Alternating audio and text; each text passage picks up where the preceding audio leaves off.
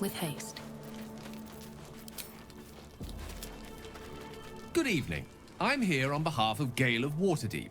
He wishes to extend you an invitation for a private conversation in a more suitable locale. Gladly.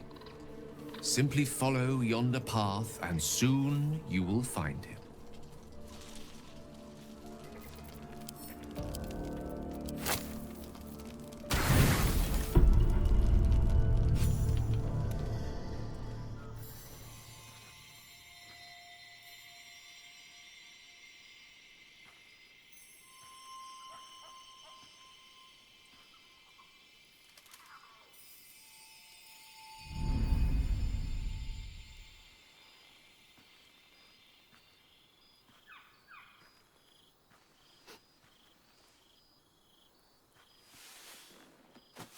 I love this time of night. There's an almost reverent silence that accompanies the peak of darkness, when you'd almost believe the dawn will never break. The cradle of eternity. The timelessness of lovers. That most beautiful of fantasies.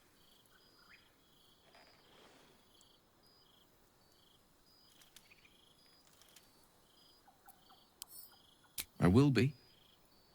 Soon. I am perhaps just one hard day away from being without any troubles at all. This may be my last night alive. I wanted it to be under a canopy of beauty and wonder. And with company to match. I thought this place might bring me peace.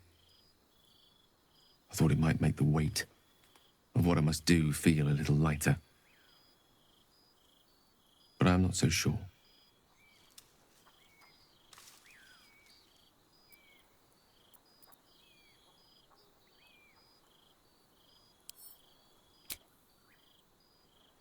Thank you. But even if we do find another way, perhaps this is the right way. The end fate wishes for me. There is no point in running from the inevitable. Better to meet it on my own terms.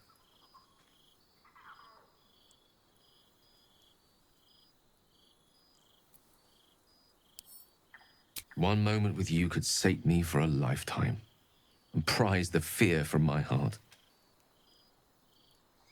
I'm so very glad you came to share this with me. I know this is all unreal, but I created it for you.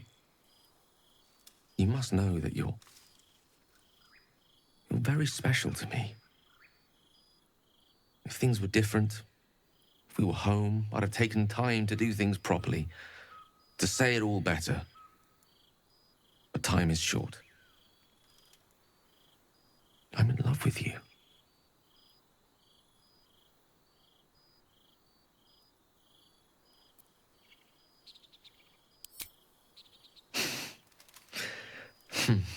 That's a relief. It would be a shame to spend my final hours making an ass of myself.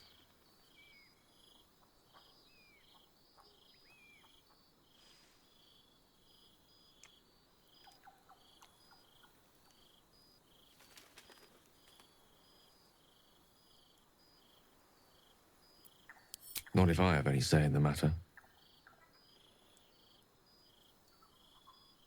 I want it to be perfect.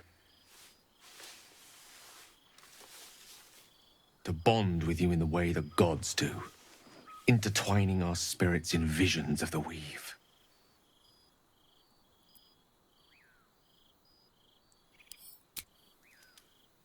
Are you sure? I could conjure up any sight that you could dream of, and a few you could not. I could use the weave to make us feel sensations beyond reckoning. I could do more than woo you. I could wow you.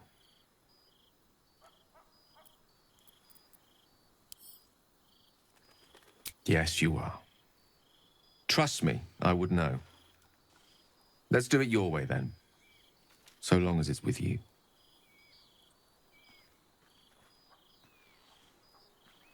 A small gesture towards your comfort.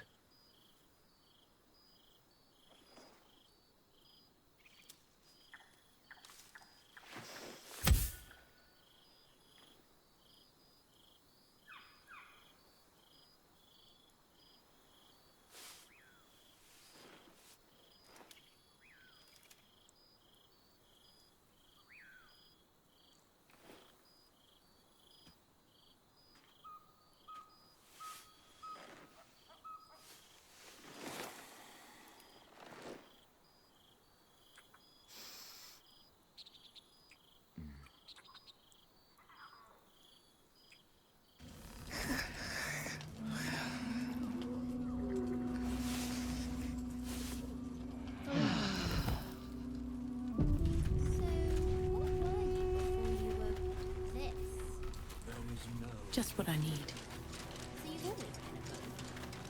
I wanted to talk to you about our night together. Have you ever walked to the very edge of a great precipice and shuddered at how easy it would be to step into the void? Ever since Elminster told me of Mistra's expectations of me, felt like I've been walking along such a cliff face. The great drop to nothingness, never out of my sight. But you led me away from the edge. Without your words, your touch, I fear I would have sought purpose and solace in that void. And reminding me what living can feel like.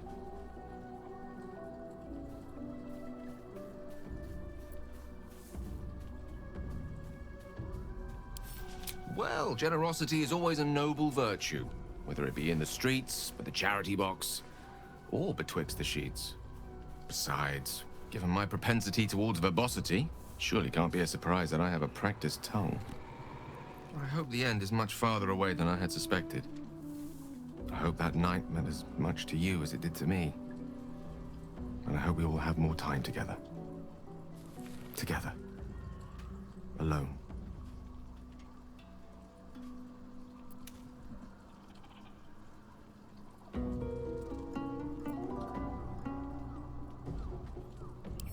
I see.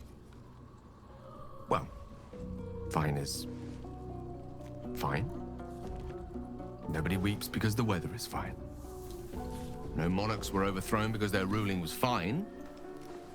No artworks were burned because they were not masterpieces, but merely fine.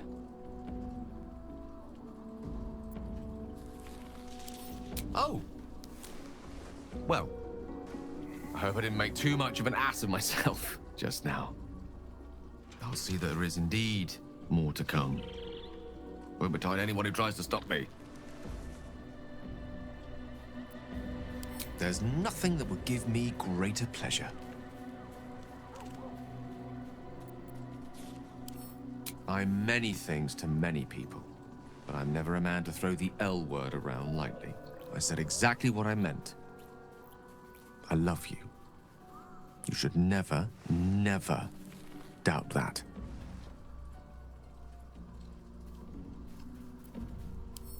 You must know. Our relationship is the brightest spot in our otherwise bleak endeavor.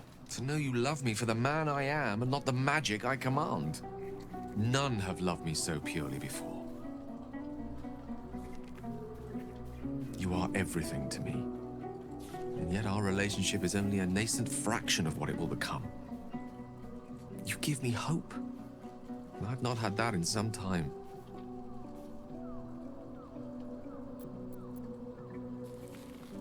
Grateful, mostly. For meeting you. For having someone who cares that I'm here, alive. Not reduced to a cloud of netherese vapor. Someone apart from my Tressim, that is.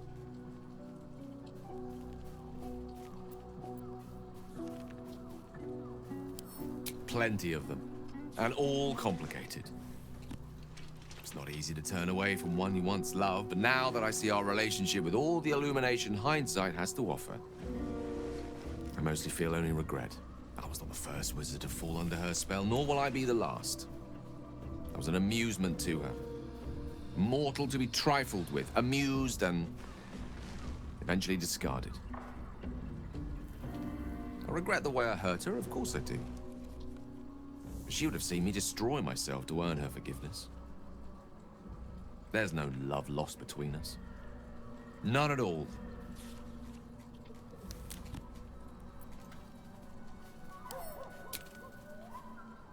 What a question. No. You're not the first. Though you are the first since my relationship with Mystra came to its ignominious end. When the true danger posed by my condition became apparent, I had no choice but to sequester myself away from civilized society. A reclusive wizard. Who'd have thought? After so long with Mystra, I have to say the pleasures of mortal love are much sweeter than I remember. But perhaps that's simply because it's with you.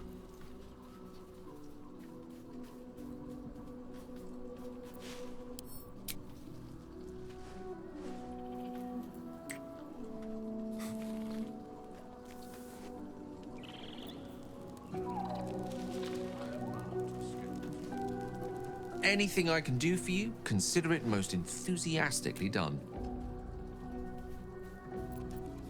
There's nothing that would give me greater pleasure. No matter. After all, a bond like ours hardly needs words to express it. What else is troubling you?